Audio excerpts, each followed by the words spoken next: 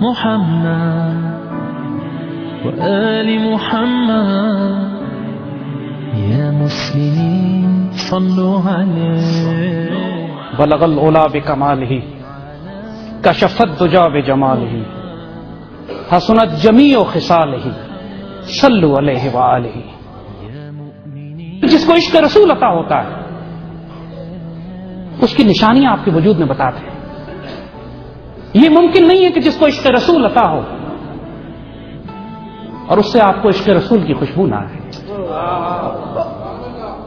یہ نہیں ہوتا کہ مجھے اللہ کے رسول سے عشق بھی ہے لیکن میرا دل پتھر کا ہے، ایسا نہیں. مجھے اللہ کے رسول سے عشق بھی ہے لیکن اس کا چہرہ مکروہ ہے، ایسا نہیں. مجھے اللہ کے رسول سے عشق بھی ہے اور اللہ کے رسول کا فیض اس کے وجود سے نکلتا نہ، ایسا ہو نہیں سکتا. میرے آقا صلی اللہ علیہ وسلم جب بیعت عقبہ لے رہے ہیں مدینے کے صحابہ سے، بیعت لینے سے پہلے جب مدینے کے صحابہ آ کے بیعت لینے لگتے ہیں تو سیدنا عباس ان کو روک دیتے ہیں، ایک منٹ رک جاؤ.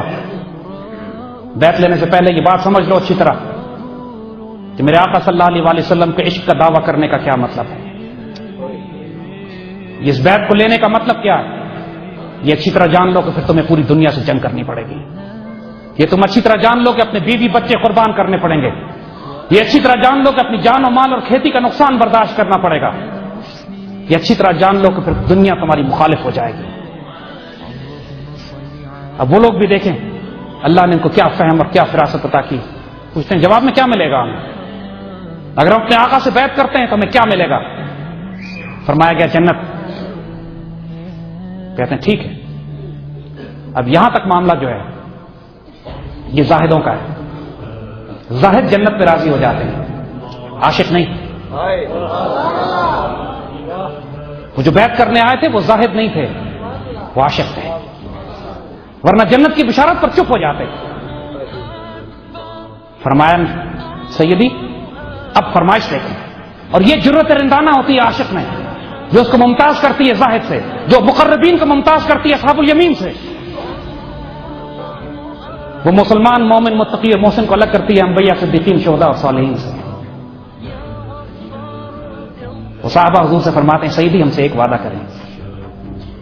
سیدی فرماتے ہیں کیا بات؟ سیدی ہم کبھی چھوڑ کے نہیں جائیں گے.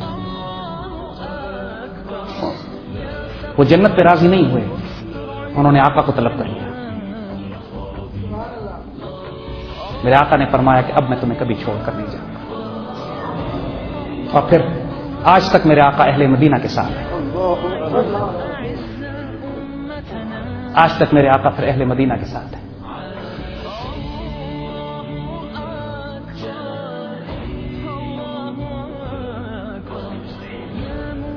آج کے دور میں میرے آقا صلی اللہ علیہ وسلم نے جو تحفہ آپ کو دیا ہے یہ پاکستان ہے.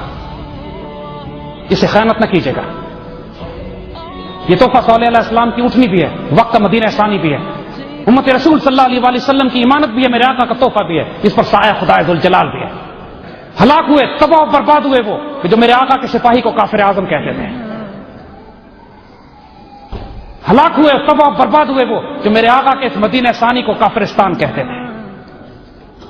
قائد اعظم سے جب یہ پوچھا گیا کہ آپ 1931 میں آپ چھوڑ کر جا چکے تھے ہندوستان تو واپس کیوں آ گئے اس پاکستان کو قائم کرنے کے لیے؟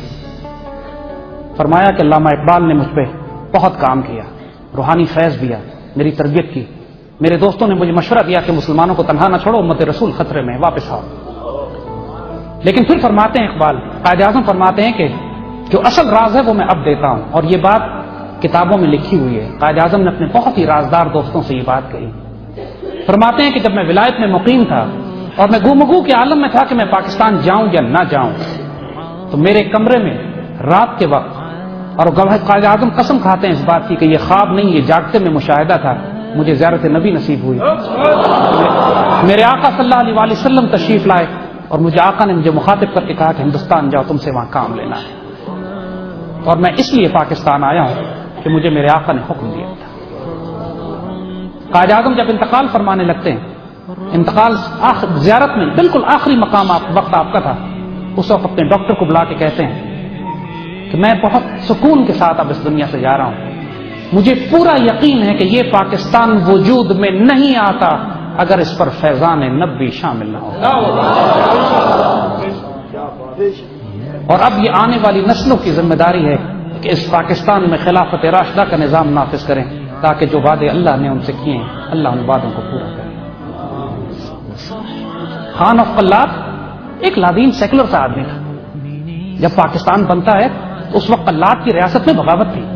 وہ یہ سوچ رہے تھے کہ پاکستان بننے جا رہا ہے, ہم اپنے آپ کو پاکستان سے الگ کر کے بلوچستان کو آزاد کر لیتے ہیں. اس وقت بھی یہ فتنے تھے جو آج پھیلے ہوئے ہیں.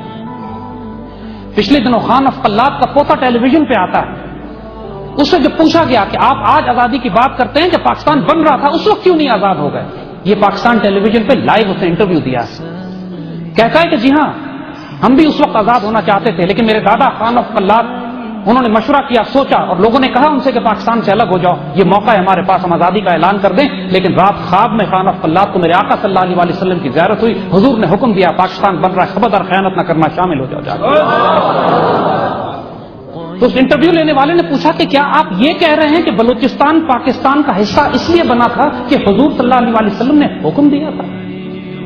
تو خان آف قلات کا پوتا کہتا ہے کہ ہم کو ہمارے بڑوں نے یہی بتایا. یہ پاکستان, اس کے تو صوبے بھی اللہ کے رسول کے حکم سے جڑے ہوئے ہیں. اور آج کے دور میں اس سے بڑی گستاخی رسول اور کوئی نہیں ہو سکتی کہ وہ پاکستان جو فیضان نبوی سے بنا ہو, جس کے صوبے بھی میرے آقا کے حکم سے جڑے ہوں, جس پر سایہ خدائے ذوالجلال ہو, جو آنے والے وقت میں امت رسول کے لیے مرکز بننا ہو, اس پاکستان کو کوئی نقصان پہنچائے. محترم اشفاق احمد صاحب فرماتے ہیں کہ یہ پاکستان اللہ نے صالح علیہ السلام کی اونٹنی کی طرح رکھا ہوا ہے.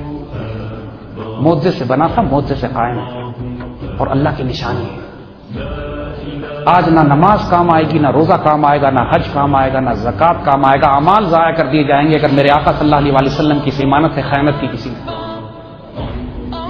یہ پاکستان میرے آقا صلی اللہ علیہ وسلم کی امانت ہے جو ہمیں دی گئی. اس پیغام کو دور دور تک پھیلائیے. پاکستان سے پیار کرنے کے پیغام کو, پاکستان کے مسلح افواج کے ساتھ یکجہتی کو, پاکستان کے سب سے لالی پرچم کو بلند کرنا, اور پاکستان کی وہ روحانی نسبت جو گنبد خضرا کے ساتھ ہے, اس کی حفاظت ہم سب کی ذمہ داری ہے. اللہ آپ کا حامی و ناصر ہو. اللہ پاکستان کا حامی و ناصر ہے انشاءاللہ. اپنے آپ کو فتنوں سے بچائیے. اللہ اس کے رسول صلی اللہ علیہ وسلم اور پاکستان کی عزت کی آبرو کی حفاظت کیجیے. اللہ آپ کی جان و مال, عزت و آبرو کی حفاظت کرے گا انشاءاللہ. آنے والا دن خیر کے دن ہے, حوصلہ رکھیں, مایوس مت ہوئیے. پاکستان